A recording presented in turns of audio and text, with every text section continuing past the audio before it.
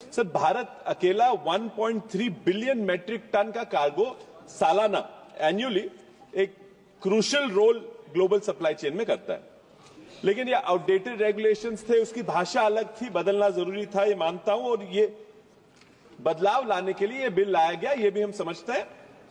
लेकिन सरकार ने एक बहुत अच्छा मौका गवा दिया। सिर्फ जल्दबाजी में ये बिल लाना था, नया बिल लाने के लिए कुछ अभ्यास करने की जरूरत थी। अगर अच्छे से अभ्यास करके नया बिल लाते हैं तो शायद शिपिंग कंपनियों के लिए भी और किसानों के लिए भी इस बिल एक अच्छा बिल बन पाता था। The colonial bill was drafted assuming, of course, that large corporations alone will be exporters. Sir, times have changed. समय बदल गया है। अब छोटे छोटे किसान भी खुद अपना माल एक्सपोर्ट करना चाहते हैं। सर, मेरे निर्वाचन क्षेत्र सांगली में कई किसान हैं, अंगूर, अनार, हल्दी ये उगाते भी हैं, खेती भी करते हैं और ये माल खुद एक्सपोर्ट करने की कोशिश भी करते हैं। सर, अगर इस बिल में अभी बहुत लोगों ने बताया, मैं भी बता, ई बिल ऑफ लेडिंग अगर ले आते तो फायदा होता, सामान्य लोगों का फायदा होता। सर, लगभग 1 करोड़ बिल ऑफ लेडिंग सालाना इश्यू किए जाते हैं।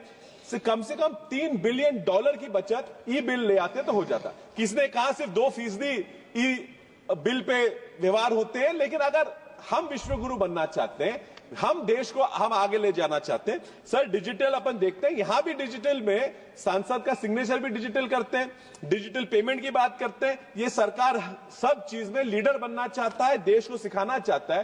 तो फिर ये बिल लाते हुए ई बिल ऑफ लेडिंग लाना जरूरी क्यों नहीं समझा? सर, गुड्स के ट्रांसपोर्ट के साथ साथ एक बहुत बड़ी समस्या आ जाती है बिल ऑफ लेडिंग के ट्रांसपोर्ट की।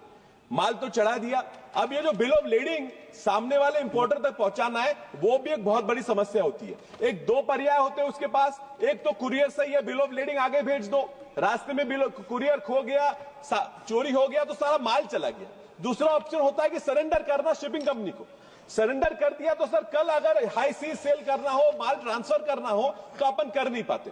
तो अगर ई बिल ले आते इस प्रोविजन में तो बहुत फायदा हो जाता। Sir, in today's time they talk of digital economy. I wonder why it is very surprising that they themselves could not bring this in.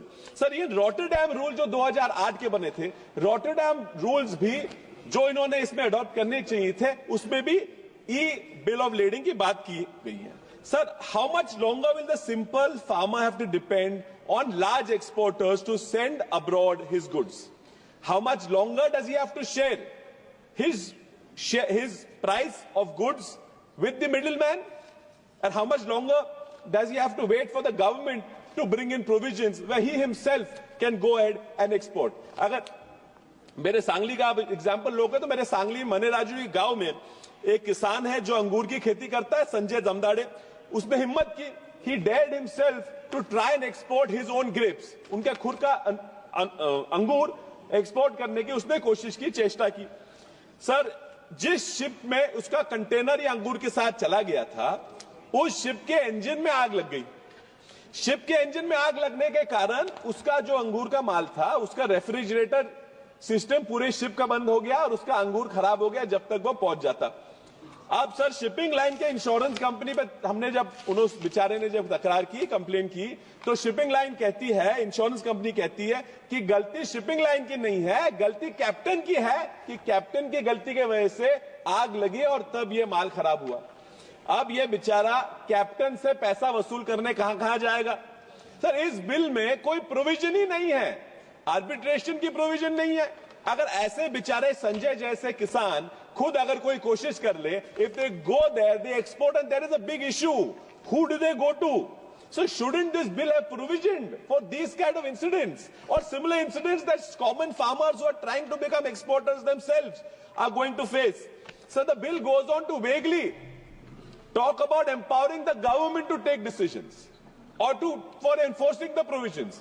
What provisions? Sir, ये पूरा बिल का इनका पर्पस इन्होंने बताया है कि पर्पस लाए हैं बिल सिंप्लीफाई करने के लिए, और इतना वेग प्रोविजन डाल देते हैं, सिंप्लीफाई नहीं किया। इस बिल को ये और कॉम्प्लिकेट करने की ये पूरी कोशिश कर रहे हैं।